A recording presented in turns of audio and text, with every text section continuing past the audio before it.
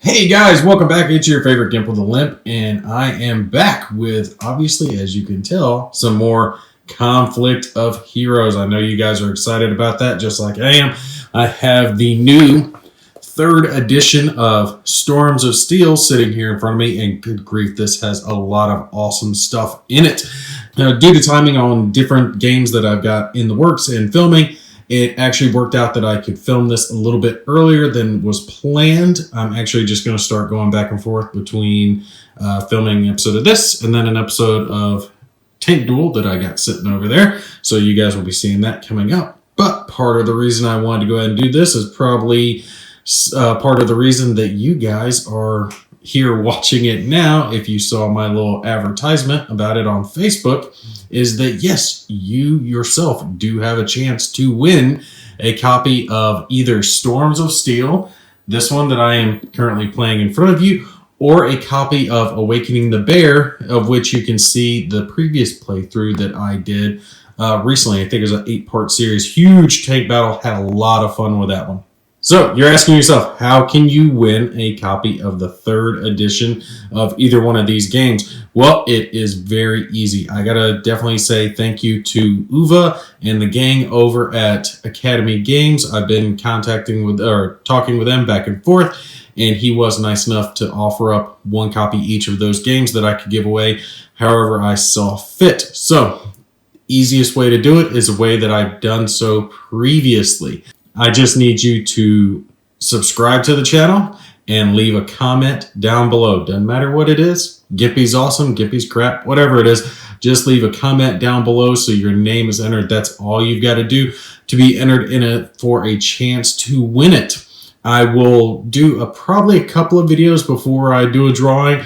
I don't know. We're going to see how many people enter in this episode on whether or not I do 2 episodes or not. Some previous giveaways, I've gotten like hundreds of entries. Some's been like 50. We'll see how many people comment down below. I'm sure there's going to be a lot, but generally speaking, I mean, not to bash on myself, my channel's not huge, so you don't have a massive pool of people to compete with, so it's worth your time to drop your name in. So yeah, just make sure you subscribe to the channel and leave a comment down below. I really don't like those giveaways. I forget what the hell that damn website is. The one that it's like, you know, go to Facebook and then go to this website and go to this website for an extra entry. And they like automate it. And I mean, maybe if you're that big, you have to have one of those crappy little websites, but I hate dealing with those things, and they're pain in the ass to enter. And then you're not sure if you ever actually win anything. And then there's like, you know, 50,000 entries on the thing, so you're pretty sure you're never going to win. I just like it the easy way that I do it.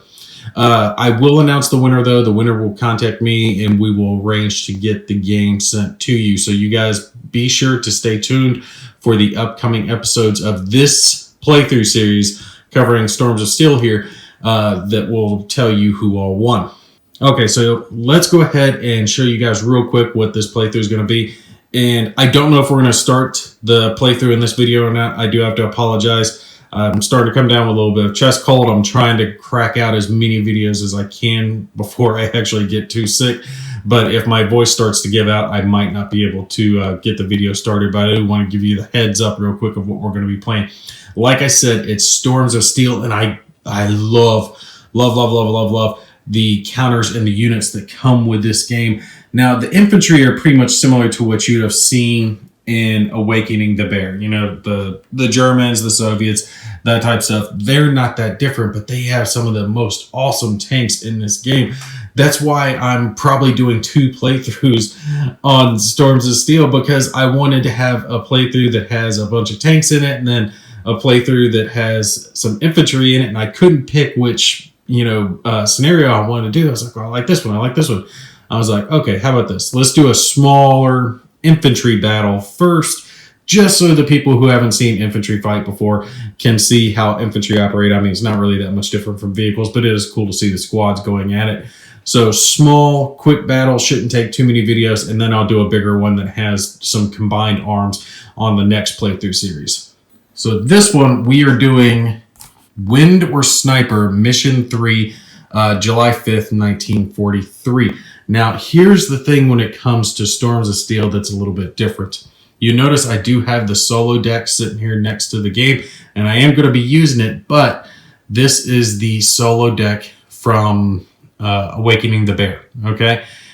And it can be used with this, but it's not specifically designed for this. I do believe they are coming out with a solo module specifically for this one, and then I think for Guadalcanal as well, they're going to be coming up with a solo module as well, because some of the things in it are specific to that game. But I do think it's going to be generalized enough that we will be able to use it, since I'm going to be playing the Soviets in this one.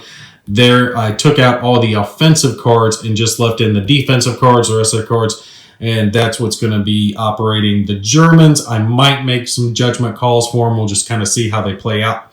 I grabbed the solo track that I used previously, and since there are no solo specific missions with this game, I didn't have anything, to go on. So I'm kind of winging it a little bit. I gave myself the same amount of caps I had previously, just 8. And we're starting off at 0 victory points. Nobody has any, and we'll just flip this over to whoever scores some points first and keep track of it over here. So like I said, this is the mission that we're going on, and it shows you the different forces that are involved. One of the problems, though, is that this is designed for heads-up play or, multi-way play if you've got like 4 people playing, because you can't have 4 people playing. That's really cool on this, because there can be multiple commanders' forces, so it would be listed down in your order of battle. Actually, let me flip to one. Yeah, like this. You see how it's first commander's forces, second commander's forces. Same way with the Soviets. That's kind of cool. So if you want to have like a 4-way battle going on, 2-on-2 basically, one guy's controlling these forces, the other guy's controlling these forces, and then, so on. Real neat that they've got that included. But as part of that, there are hidden forces, which you can't really do when you're playing Solitaire. So you have to kind of figure out a way to go around that. So that narrowed down my options a little bit when it came to map choices. But with this one, I thought it would work well for a smaller scale battle, since the Germans are trying to hold this town and the Soviets are trying to take this town. Sorry if you guys can hear I know my voice is starting to go out. So the Soviets are all going to spawn in, come in here from the bottom side of the map, and they're going to push forward. And this line here denotes where some hidden German forces can be. But it does show where the majority of the German forces are going to be placed. And actually, one of the neat things in Storms of Steel that I really like that is included with it are these little templates here. They're double-sided, and they can change the maps. That is just so freaking awesome. You can see here, this thing can be moved around, so you can put these on here and change the layouts of the different maps. This map is pretty much just one huge cornfield with some rows on it, but now we've got a little town here in the center to fight over.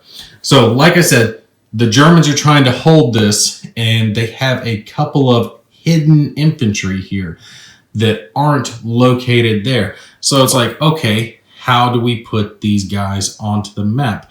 Well, what I decided to do, because the German player would normally have them somewhere here and denote, secretly where they are, and then they could be popped up and, attack.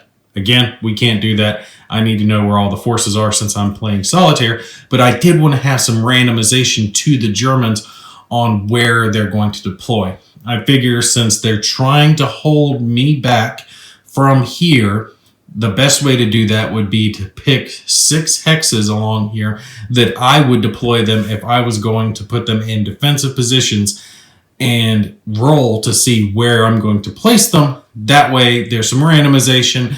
I don't know exactly where they're going to be. I already know where my forces are coming in. I've already got them divided out, so we're not overly worried about that. So we can go ahead and roll, and it's going to be here, here, here, here, here, and here. So 1 through 6. And the way I kind of figured it is this is a stone building, heavy defense. They can fire down in this direction or cover this flank. Here they can cover in between these 2 guys. Here it's kind of a support position a little bit in the back, but still a line of fire shooting down through the center. And then over here, obviously, there's a building they can use for cover, but the woods is a good place as well with good defensive terrain to fire on the Soviets as they're coming up. So let's determine really quickly where these guys are going to be. I'm not going to put them in the same hex if I roll the same. So 6, and that's going to be here. We'll put him, let me think, facing this way or this way. I don't know. I didn't think that far ahead. Let's see. His arc of fire would be shooting along here. Or, yeah, we'll put him this way so he's guarding this flank. That way they're kind of shooting each direction. Now let's roll for him, see where he's going to go. And he's going to 1. So 1 and 6 all the way across. We will put him right here. That way we've got, like I said, a little variety on where the German forces are going to be. And now they're deployed. Okay? So no hidden forces to worry about. I'm not doing any of that crap. But here's the thing. There is a hidden aspect when it comes to the Soviets coming in, when they're coming into the map, and there's rules for hidden units and the whole nine. Here's the thing. I'm going to house rule just a little bit of that because I want it to play well and be a little thematic for solitaire play. I know some people don't like house rules when it comes to gaming. They want to keep as close as possible, but I'd rather have a good game than, try to stick to the rules as close as possible. So what we're going to do is, since the mission is the Soviets taking this town, the premise is they're sneaking through these cornrows, okay? And the Germans are obviously watching because they expect an attack to come. I've got the 2 snipers located here and then a bunch of squads. So my goal is for them to get as close as possible so they can rush the Germans before all the Soviets get taken out, because once they get seen, that's it. They're pretty much out in the open for all the Germans to fire on them, and there's a couple of machine guns and some panzer grenadiers, some riflemen. They'll get just chewed the hell up. So what I decided to do is, since they actually tell you the percentage, percentages is damn it, can I say that word, of the odds when it comes to rolling this die on whether or not you're going to succeed when it comes to making a spent check. I was like, okay, we'll try it this way. 30% chance, which means I need to roll a 3 or higher on this die every time I move with my guys after their first move. So they'll move onto the map. Both of them, they're probably going to just do group moves like you see where they're at now. These are my 2 sides of the forces coming in. The snipers will start on the map. But let's say they do a group move afterwards and they move forward a hex.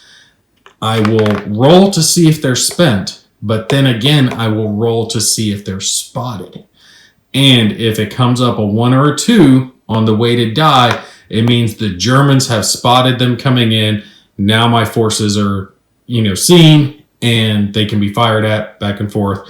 No line of sight blocking it. Basically, they'll just go to town on each other at that point. So hopefully I can squeeze them as far forward as possible. One other stipulation I did give myself, though, is that I could only get within half the line of the range of a German force before they'll automatically spot. So like some of these guys, they only have a range of 4, so I could get within 2 hexes. Some of them have a range of like 7, so I could get within 4 hexes. Half rounded up, whatever it is.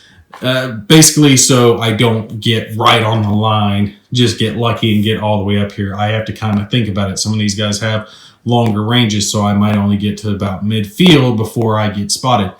The other rule is that if I fire with any of my guys, it causes them all to get spotted as well. So I can't just fire with one. When one's spotted, they're all spotted. That's what I'm going with on my little makeshift thing here. And that keeps me from having my little snipers here plink away at the enemy while my other forces are trying to push forward.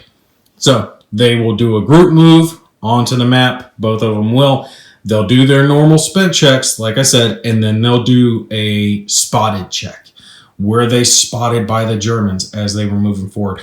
And I'm guesstimating this. I'm like, okay, 30%.